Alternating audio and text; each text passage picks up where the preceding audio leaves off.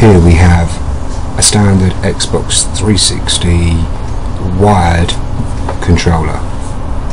Okay, I have homemade modified this into a Scuf controller. As you can see, they're the PS3 style domed thumbsticks that are in them. On the back we have the paddles for the switches that map up, so this one would replicate B, this one replicates A, so jump shot in, panic knife, etc. As you can see, just in there we have the triggers.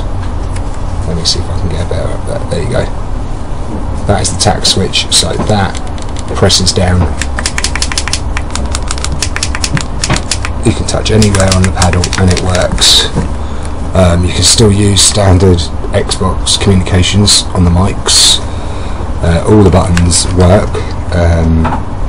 If you watch the next part of the video, you'll see some live play using this controller while playing Call of Duty Black Ops 2 on the Xbox. After that, I'm going to do a strip down and show you how I made the controller. Okay, right, enjoy the gameplay video. This is, as you see, just a custom game to show you how the Scuf controller works. That's my mapped A button, this is my mapped B button. You can see the little screws as trigger stops. This is just against the bots to show you the controller actually working live. See how it goes from here really.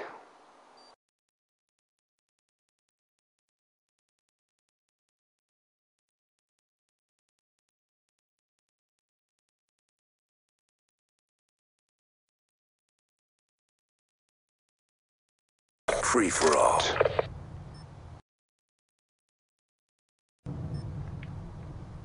Lock 'em and load 'em, ladies. It's go time.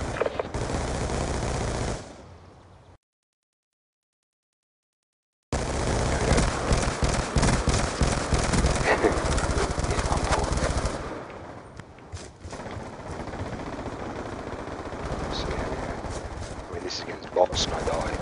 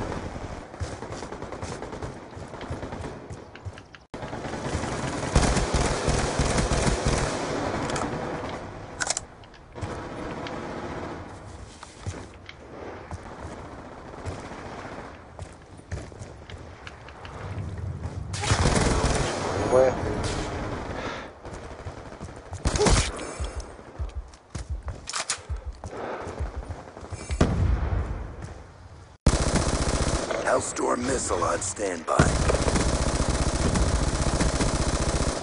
Obviously, this is just showing you it works. Stab, B, jump.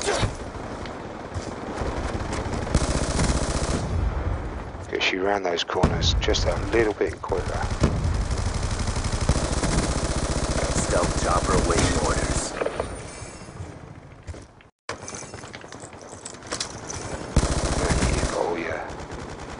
Streaks here. It's up to 30, it's only a box standard one. Stealth chopper inbound. Achilles 1-1, ready for tasking.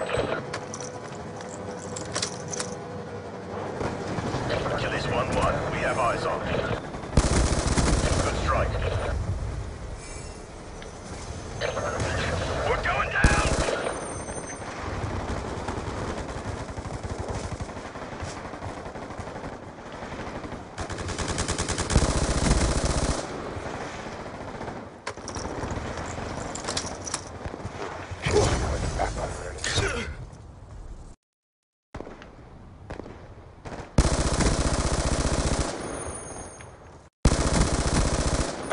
K9 unit on standby.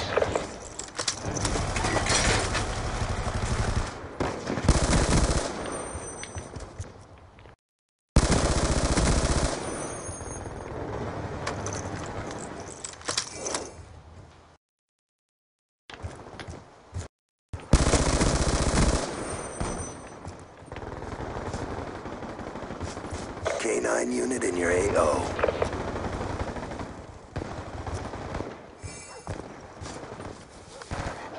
Yeah, Hellstorm 2 so this is Friendly Hellstorm missile inbound.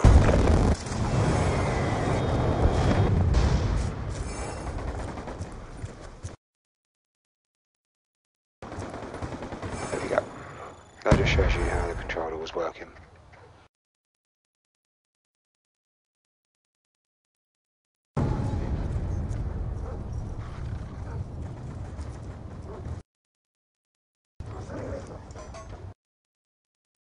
Hopefully that shows you that. Stay tuned for the next part of the video that shows how to make one, really.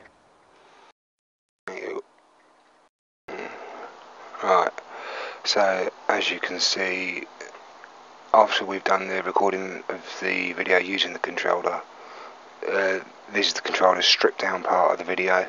I'm redoing a voiceover over this because the original video audio mucked up, so things that I say may not be in sync, but gonna give it a go anyway.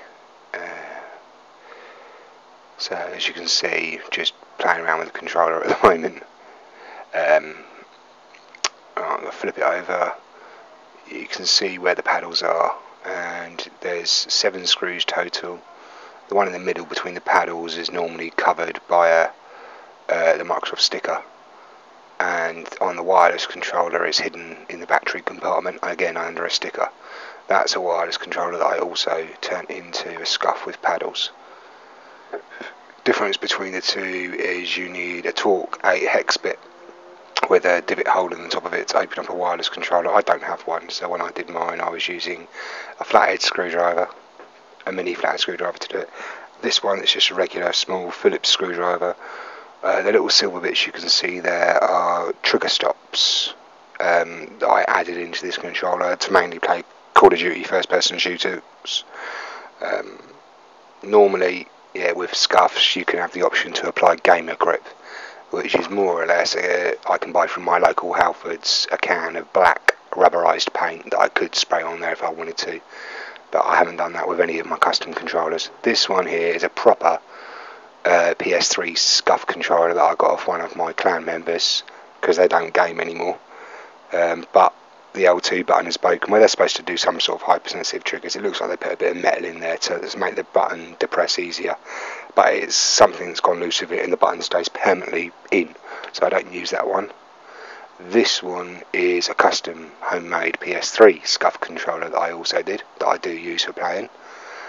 All fully works, no problems with it whatsoever. Right, back to this wired 360 controller. We'll start taking it apart. Video is going to be sped up for this, so just to get it done quicker.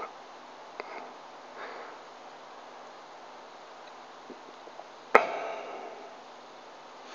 there's 7 screws to open. That's the one that should be on the a sticker. I didn't bother putting the sticker back on, so not too much of a problem. Right, here we go. Speed up the video, get these all out a bit quicker. I'm not going to bother taking the Scuf paddles off because I don't need to, because all they are attached to the rear shell of the controller.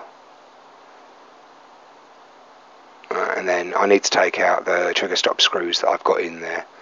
I made those by just going into a private lobby on COD and depressing the button until I was aiming down the sight, and vice versa the other side, actually projecting a bullet from the gun to put in the trigger stops. Just marked it, just like a little scratch on the trigger, and then I could put that in, so it's quicker reaction times. But I have to take them out, otherwise the back of the case won't slip over the buttons. Bit jammy to get these cases open. Sometimes they've got retaining clips on the plastic and the screws didn't fully come out. I thought they were loosened enough, but they didn't want to pop out nicely. I do get the case open. as you can see. There we go, and that's my wiring there for my Scuf, but for the Thanx switches, 2 Thanx switches in there. We can get more of a close-up a little bit later on in the video.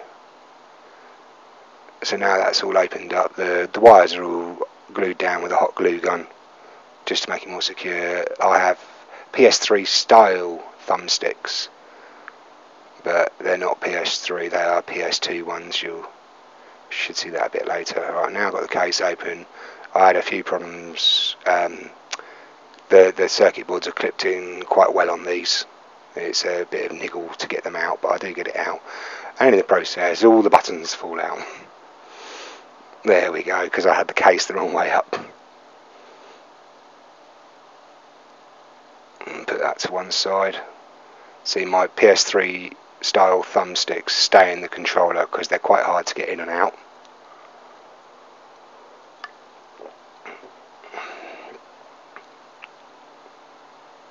And I'm just having a play with the buttons there. And as you can see, right, this is now, I'm just getting out one of the thumbsticks, I believe.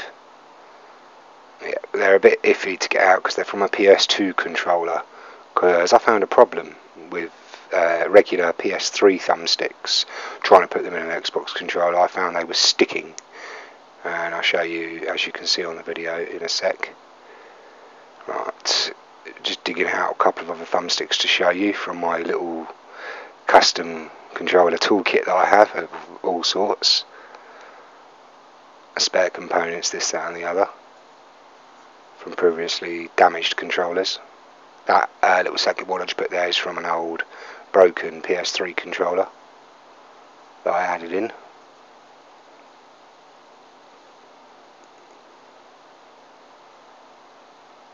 Right, here we go.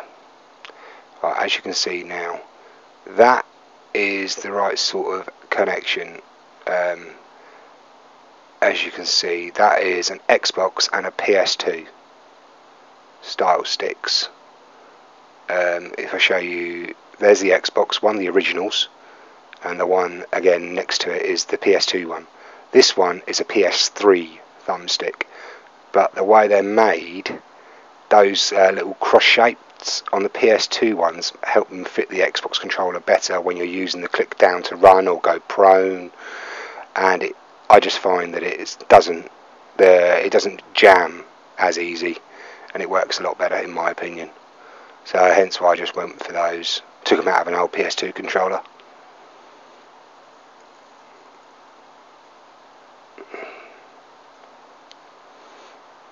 No, I'm just putting that back in the case, so I know it's in the case, because they're a little bit wider on the actual domes than the PS3 ones. They're a bit tougher to get into the Xbox, into the hole where the thumbsticks slip through, just for reconnecting it all up. So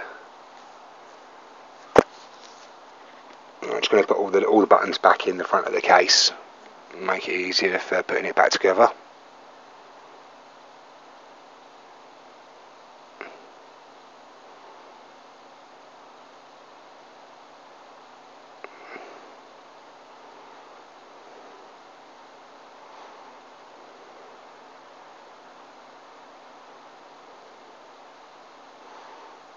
Just finding the last couple of buttons there, putting it all back together.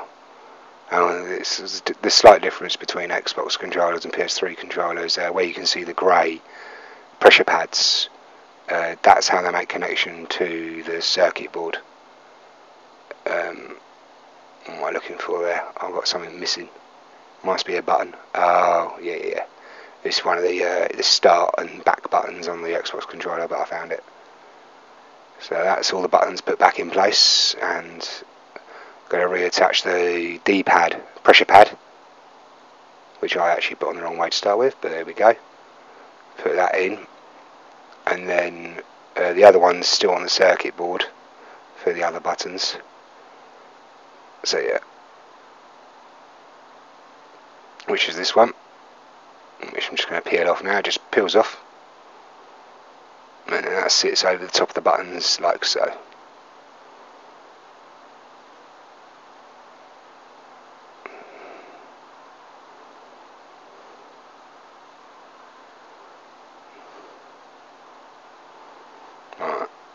Now back to the main circuit board. Here we go. Here's a close-up for the wiring for creating a custom xBox Scuf controller. And you can see the pressure pads are in two parts, the little black parts that are just here. So the one with the black wires here that my finger's next to is the A button, and then the button to the right and below is the B button. So I've got black and grey wires just so I didn't confuse the wires going back to the Thanx switches. So all I do is scrape a little bit of that black away with a Stanley blade or a craft knife, just a little bit, so there's enough of the copper exposed to attach to solder the wires down to, and they've got to be really thin wires, they've got to be flat so the pressure pads aren't in the way. And then I wrapped it around to the back of the circuit board, hot glued it in place, attached it to the Thanx switches with solder, glued them in place after drilling the holes in the case for the right Thanx switches. I got my Thanx switches from Maplin, local for me in the UK. I know US guys probably use Radio Shack, but yeah, it's all glued so the wires stay relatively out of the way, they don't cause any damage or get in the way of the controller. Controller goes nice together.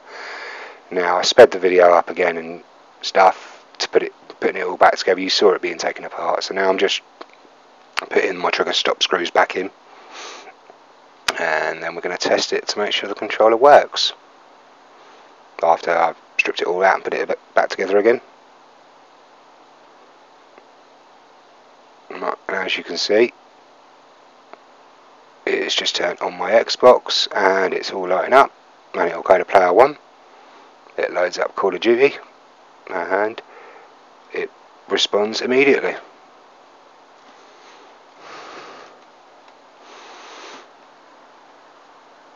Definitely worth making yourself, saves you a lot of money. Yeah, all works. That's good. Right,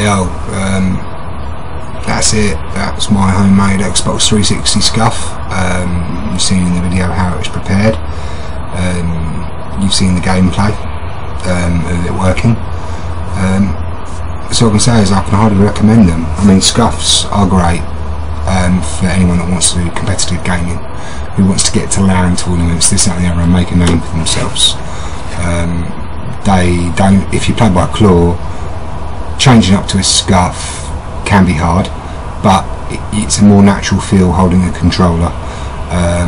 You've got the paddles there, it's relaxed, it's ergonomically a better way of playing. Obviously official Scufs come with their seal of approval, but in my opinion they are well overpriced for what they are. Like even with all the extras, the gamer grip, that sort of stuff, you can replicate that yourself, making your own controller that would, of course, save you a fair bit of money. You can buy an xBox, you can buy a Scuf controller for about 120 quid from the Scuf website. Yeah. If you've got a controller laying around and you want to Scuf it yourself to use at home, you can do it for about 20 quid tops with all the bits and pieces. I mean, a lot of the websites would also use 30 gauge wire. I find this is the best thing to use. It's an IDE floppy IDE ribbon cable from the old style in the PCs. Cut the bricks off, and then you can just strip these wires. They're all individually done, or used as a Stanley knife down the edge, and then tear, and you've got a nice piece of wire there. You can trim it back and use it for your replicating your buttons. Thanx switches I get them from Maplin. They're about £1.50 each. So you spend 3 quid, you've got your 2 Thanx switches. For paddles, you can use pretty much any hard durable plastic that you can cut into shape. When I first started making them, I used lawnmower strimmer blades from my local Wilkinson. You can cut them really easy with a pair of wire cutters and just put a light sandpaper on them to shape them up, and they work better. Original Scufs, their paddles are not greatly made because they do break after a time quite easy. You can find something else that you can use laying around your house that's a bit of plastic you can cut up. Other than that, you can save yourself a lot of money. Obviously, no, they can't be used legally in any form of competition anywhere in the world like a Scuf can. But if you're willing to shell out money on a Scuf, to use at competitions, get the case, keep it stored, make a homemade Scuf to do your playing at home with, and then use your proper Scuf at tournaments. There's going to be no difference in the controller necessarily switching over, because Scufs do not last when you're using them in general wear and tear. You have to send off for replacement paddles, this, that and the other. The stickers fall off quite easy, and then the controller's completely void because of the type of seal of approval stickers they use. But I mean, a Scuf, I would recommend a Scuf if you're a competitive gamer to take to tournaments, because you can't play on a regular controller. But this is a cheap alternative for when you're playing at home. You can use a homemade Scuf. Job's done. I do endorse the use of Scufs. Let me make that. I'm not trying to discourage anyone from buying a Scuf if you're a full-on competitive gamer. All I'm saying is, to save yourself some money and you've got a spare controller, you could do a homemade Scuf that improves your gameplay.